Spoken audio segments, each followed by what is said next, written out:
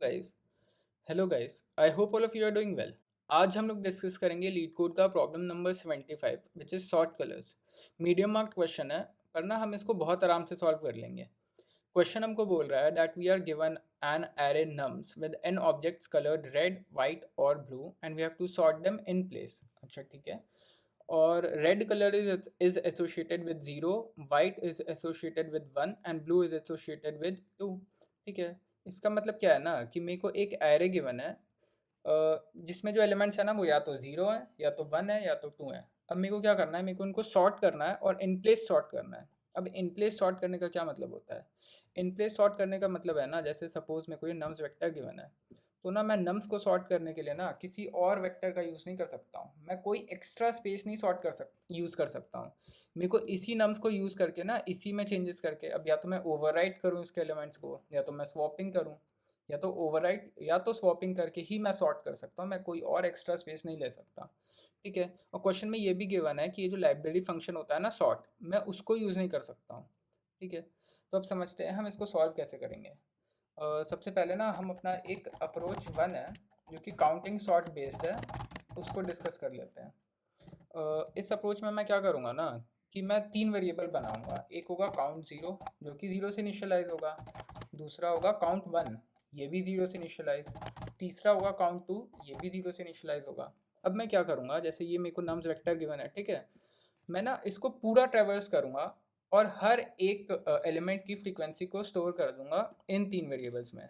मतलब काउंट 0 ना 0 की फ्रीक्वेंसी का ट्रैक रख रहा है।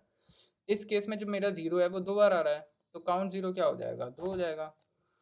इस केस में जो मेरा 1 है वो भी 2 बार आ रहा है, तो फ्रीक्वेंसी ऑफ 1 1 हो जाएगा। 2 जो है वो 2 बार आ रहा है, तो इसकी जो फ्रीक्वेंसी होगी वो 2 हो जाएगी। अब मैं आपको क्या कर रहा हूँ ना, आपको जो नम्स वेक्टर गिवन है आप उसको 0 से लेके n तक ट्रैवर्स करो। एन क्या है, अब एन जो है वो नम्स का साइज है। 0 से लेके एन तक ट्रैवर्स करो और ये जो जितने भी एलिमेंट्स हैं ना, जैसे काउंट 0 2 है, तो ना आप एलिमेंट्स को ना ओवरराइट करते जाओ अपने नम्स वेक्टर के। जैसे जो पहले 2 एलिमेंट्स हैं उनको आप 0 कर दो, ओवरराइट देम टू 0। फिर अगले जो 2 एलिमेंट्स होंगे 0 के बाद क्या आएगा, 1 आएगा सॉर्टेड ऑर्डर में। तो आप 1 को अपडेट कर दो, 1 भी 2 बार आएगा, तो आपको 2 बार 1 भी डालना पड़ेगा। फिर जो लास्ट के 2 एलिमेंट्स हैं उनको आप 2 बना दो। तो ये जो अप्रोच है ना इसको काउंटिंग सॉर्ट बेस्ड बोल सकते हैं हम लोग। और इसमें हम लोग क्या कर रहे हैं, बेसिकली फ्रीक्वेंसी स्टोर कर ली और जितनी बार भी मेरा जो भी एलिमेंट आ रहा है उतनी बार मैंने ओवरराइट कर दिया उस एलिमेंट को मेरे नम्स वेक्टर में जाके। ठीक है। ये एक अप्रोच हो गई। इसकी जो टाइम कॉम्प्लेक्सिटी होगी ना, वो मेरे ख्याल से तो O ऑफ n होगी, और जो स्पेस कॉम्प्लेक्सिटी होगी वो O ऑफ 1 होगी, क्योंकि मैं कोई एक्स्ट्रा स्पेस तो नहीं यूज़ कर रहा हूँ ना। हाँ, नहीं यूज़ कर रहा हूँ।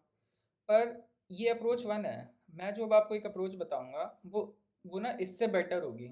इससे बेटर मतलब किस सेंस में, क्या उसकी टाइम कॉम्प्लेक्सिटी कम होगी? नहीं, बिल्कुल कम नहीं होगी। स्पेस कॉम्प्लेक्सिटी कम होगी? नहीं, वो भी कम नहीं होगी। तो फिर मेरा सोल्यूशन बेटर कैसे है? अगर आप इसमें देखो ना, तो इसकी overall time complexity O of 2n आएगी, which is equal to O of n plus n। तो इसका मतलब क्या है कि मैं 2 पास कर रहा हूँ नम्स वेक्टर में। हाँ, मेरे इस वाले अप्रोच में ना मेरे को 2 पास करने पड़ेंगे। फर्स्ट पास में मैं क्या करूँगा, फर्स्ट पास में ना मैं फ्रीक्वेंसी स्टोर करूँगा ऑफ ईच एलिमेंट। अब एलिमेंट कितने हैं, 3 है, तो अब मेरे को पूरे वेक्टर को एक बार ट्रेवर्स करना पड़ेगा फ्रीक्वेंसी निकालने के लिए। तो फर्स्ट पास में मैंने क्या किया, फ्रीक्वेंसी स्टोर की हर एक एलिमेंट की।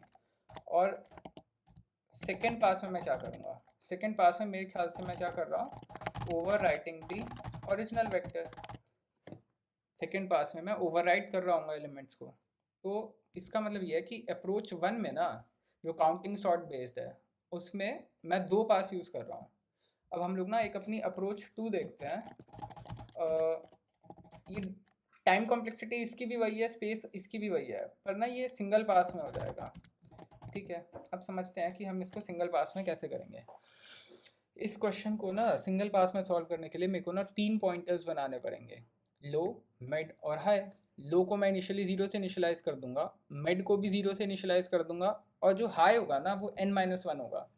अब आप पूछोगे n क्या है? n शायद मैंने पहले भी बताया, n जो है ना वो मेरा साइज़ है नम्स वेक्टर का।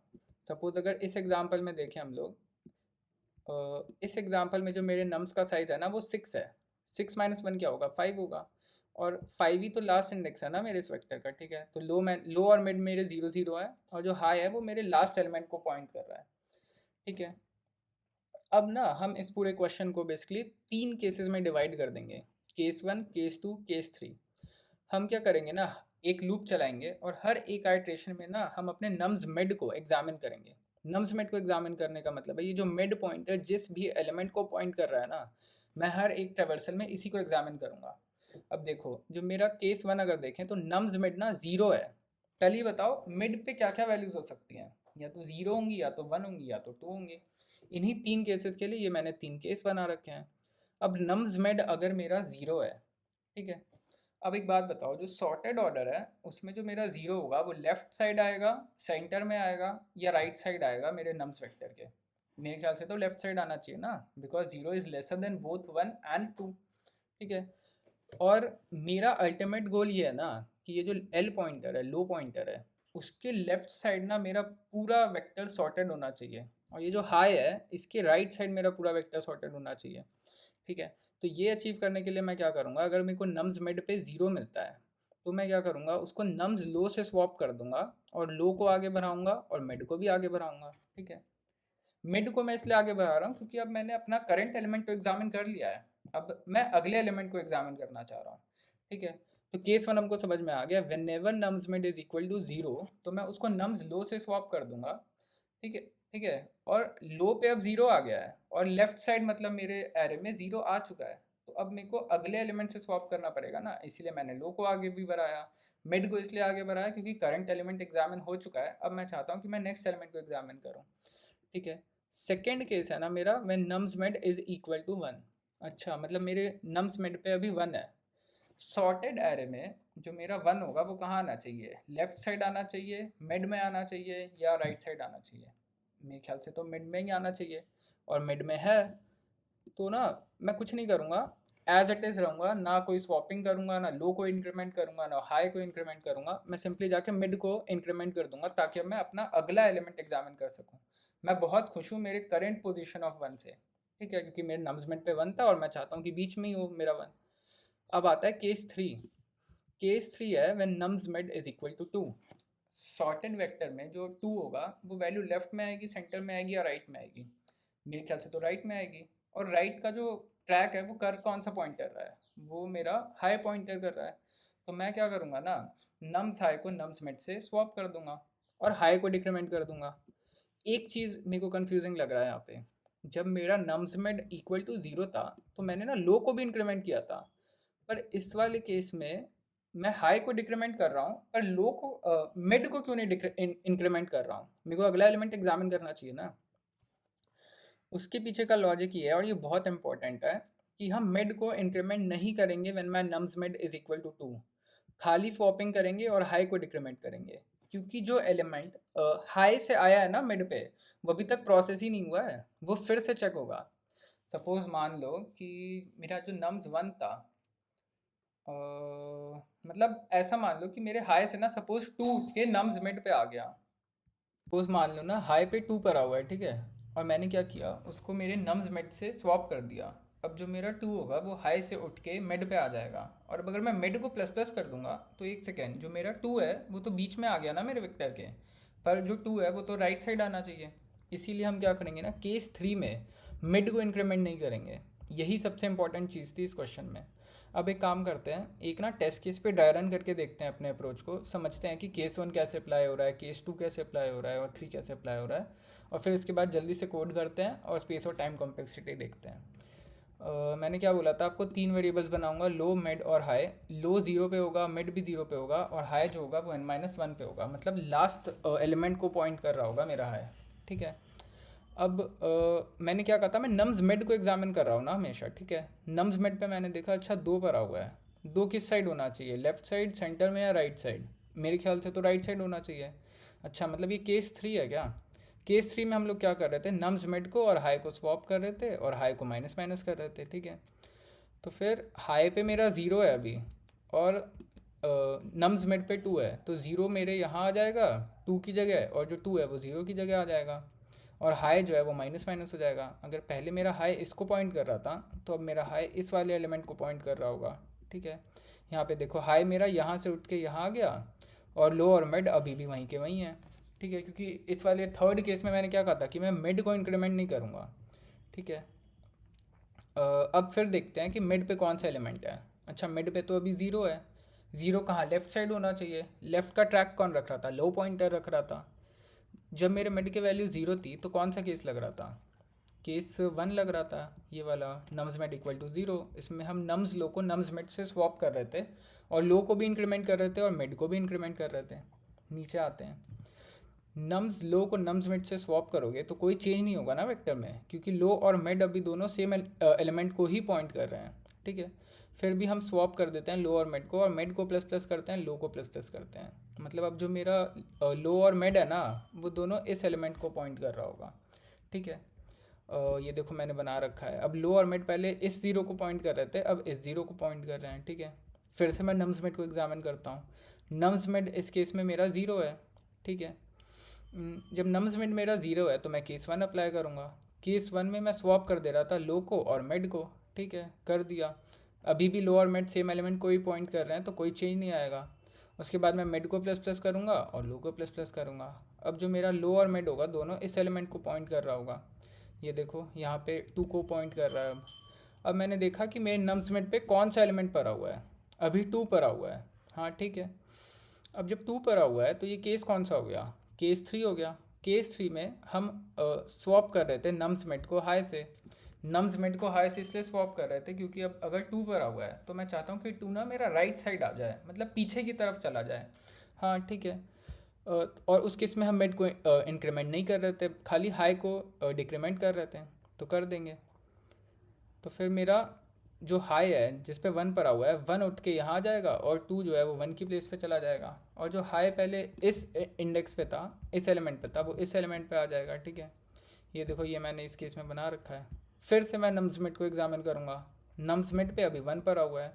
वन पड़ा हुआ है मतलब क्या हुआ, केस टू आ गया ना। पहली बार अभी हम केस टू देखने जा रहे हैं। जब नम्स मिड पे वन पड़ा था तो हम कुछ भी नहीं कर रहे थे, खाली मिड को इंक्रीमेंट कर दे रहे थे, ठीक है। तो मिड पहले लो के साथ था, अब मिड आगे बढ़ जाएगा।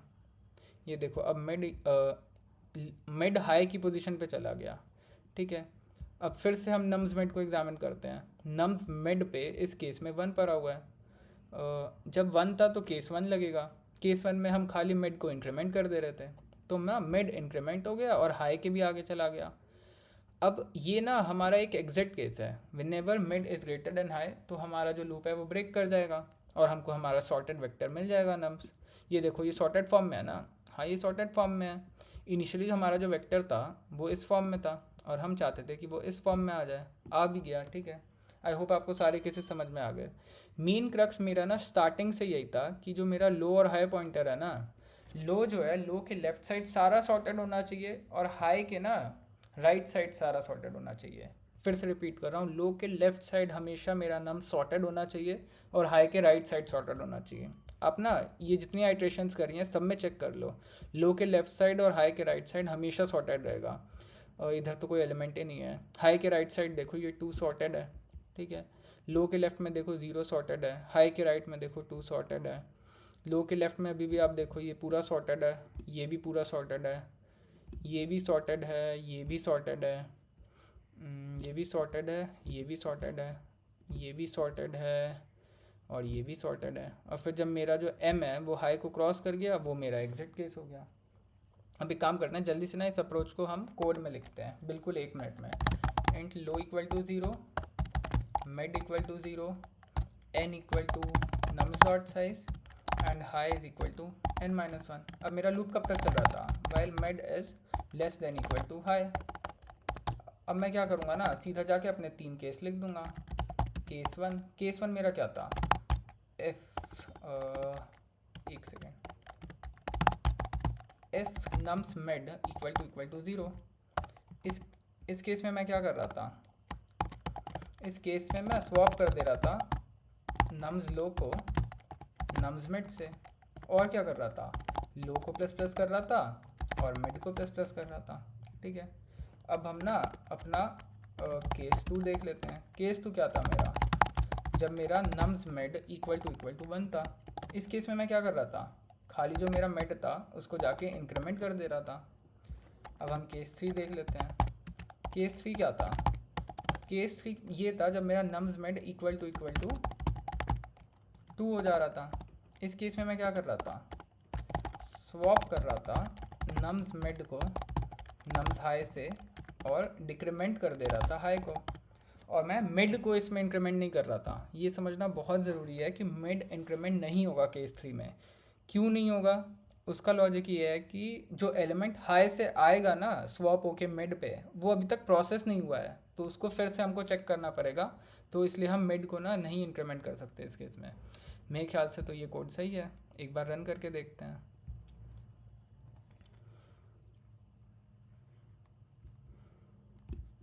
इन 2 टेस्ट केसेस के लिए तो कोड सही चल रहा है, सबमिट करके देखते हैं। हमारा जो कोड है ना सारे के सारे टेस्ट केसेस पास कर रहा है, 100% सोल्यूशंस को बीट कर रहा है। अब एक काम करते हैं, स्पेस और टाइम कॉम्प्लेक्सिटी देखते हैं। टाइम कॉम्प्लेक्सिटी ना मैंने आपको ऊपर हिंट दे दिया था कि ना ओ ऑफ एन ही होगी, पर पास सिंगल पास होगा। जो काउंटिंग सॉर्ट वाला अप्रोच था उसमें ना हम लोग 2 पास यूज़ कर रहे थे, पर ये जो सिंगल पास वाला अप्रोच है ये बेटर है। पर इसकी भी time complexity O of N ही है और स्पेस कॉम्प्लेक्सिटी इसकी भी ओ ऑफ 1 ही है। मैं जल्दी से लिख देता हूँ, time complexity O of n and space complexity is O of 1, n1 हो गया O of 1। ठीक है, तो आई थिंक ना ये सोल्यूशन ठीक है। आई होप आपको समझ में आया हो। अगर आपको कोई भी चीज़ समझ में ना आई हो ना तो प्लीज़ आप कमेंट करो, I will reach out to you as soon as possible. अगर ये ट्यूटोरियल आपको हेल्पफुल लगा हो तो प्लीज़ आप लाइक करो, चैनल को सब्सक्राइब करो, ताकि रोज़ जो मैं वीडियोस डालता हूँ ना उसकी आपके पास एक नोटिफिकेशन आ जाए। So that's it for today. Thank you so much guys, have a great day.